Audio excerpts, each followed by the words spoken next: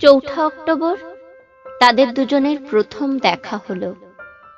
তখন বিকেল ঘনিয়ে আসছে, বাতাসে শীতের আমেজ। 10 অক্টোবর তাদের দীর্ঘক্ষণ কথা হলো টেলিফোনে। সেদিন ছেলেটি একটি নতুন কেনা টবে গোলাপের চারা লাগালো। 30 অক্টোবর রেস্টুরেন্টের নিরালা কেবিনে ছেলেটি বলল, আমি তোমাকে ভালোবাসি। মেয়েটি লজ্জায় মাথা নিচু করে টেবিলে আঁকিবুকি কাটল। 12 ডিসেম্বর গোলাপ গাছে কুঁড়ি ধরল।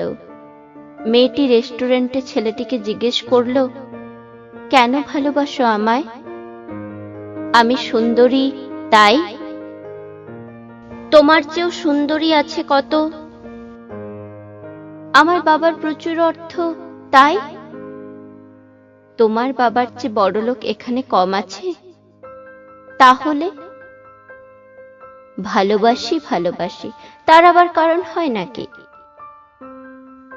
মেয়েটি বাড়ি ফিরে বন্ধুদের টেলিফোনে অনেক আলোচনা করল।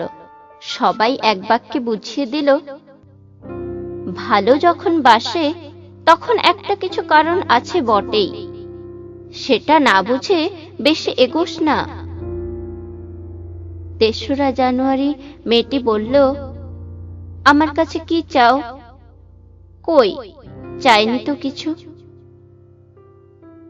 ভালোবাসো অথচ চাও না, তাহলে?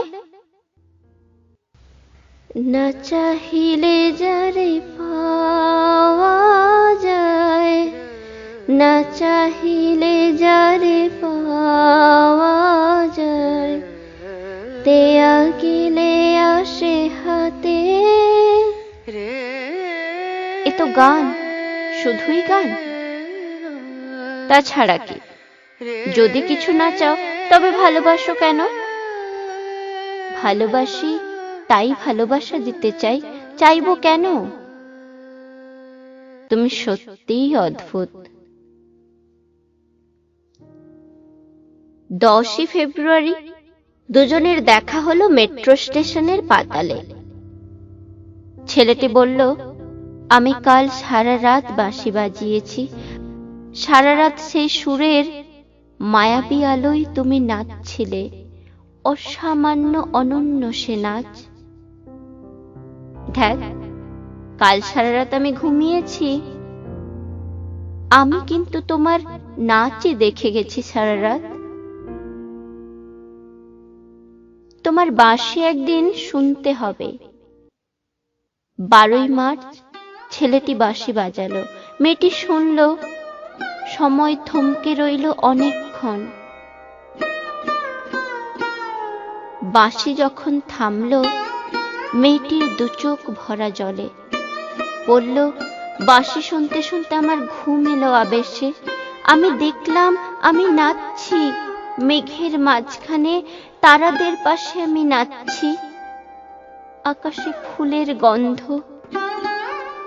ডাক্তার আমায় বাঁশি বাজাতে নিষেধ করেছেন। সে কি, কেন? বাঁশি আমায় টেনে নিয়ে যায় স্বপ্নের মধ্যে।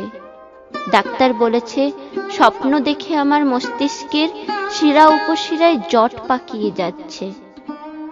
তাহলে ভাবছি। 16 এপ্রিল মেয়েটি বলল, আমার বন্ধুরা বলেছে তুমি খুব ভালো, অসাধারণ, কিন্তু তুমি সৃষ্টি ছাড়া, তোমার স্বপ্ন সব অর্থহীন। আমি জানি, স্বপ্ন টপ্ন ছেড়ে দিতে পারো না তুমি। না, তাহলে তুমি তো আমাকে হারাবে। তোমায় পাইনি তো কখনো। 5 মে ছেলেটির মস্তিষ্কে অপারেশন হলো। একটু সুস্থ হতে মেয়েটি এসে বলল, ভালো আছো তো? এখন আর স্বপ্ন দেখছো না তো? দেখছি আরো সুন্দর সব স্বপ্ন। তাহলে তো দেখছি অপারেশনটা আদৌ সফল হয়নি। বাড়ি ফিরে বন্ধুদের ফোন করলো মেয়েটি। বন্ধুরা এক বাক্যে বলল, বাঁশি বাজানো, স্বপ্ন দেখা সবই ব্যাকডেটেড, সৃষ্টি ছাড়া। তুই আর লোক পেলি না? তুই এত রূপসী, তোর এত উজ্জ্বল প্রসপেক্ট। ভালো যদি চাস তাহলে শিগগির বিয়ে করে ফেল তোর দাদার সেই বন্ধুকে। উনি তো শুনলাম কানাডাতেই সেটেল করবেন। 7 জুলাই মেয়েটি আবার জিজ্ঞেস করলো, তুমি সত্যি কি চাও বলো তো? তুমি আরো সার্থক, আরো সুন্দর হয়ে ওঠো, ব্যাস, আর কিছু না? আর চাই স্বপ্ন দেখতে। ও, স্বপ্ন তাহলে তুমি ছাড়তে পারবে না? না। তাহলে থাকো তুমি স্বপ্ন নিয়ে।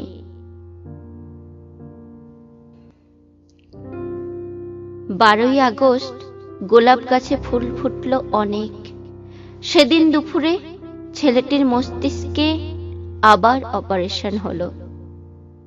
13ই সেপ্টেম্বর ছেলেটি মারা গেল।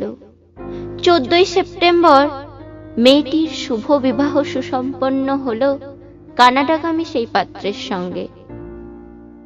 20শে আগস্ট গোলাপ গাছটি হঠাৎ ঝড়ে উপড়ে গেল। সেদিন সন্ধ্যার বিমানে মেয়েটি হানিমুনে গেল।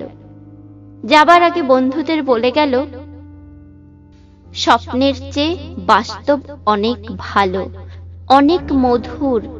স্বপ্ন দেখে কেবল বোকারা। 4 অক্টোবর ছেলেটির মা ঝরে পড়া গোলাপ গাছটিকে সযত্নে তুলে ফেলে দিলেন। শূন্য টবে তখন কয়েকটা পোকা, কয়েকটা মাছি।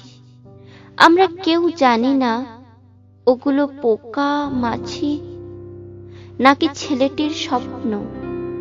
আমরা ঠিক জানি না, আমরা কেউই জানি না।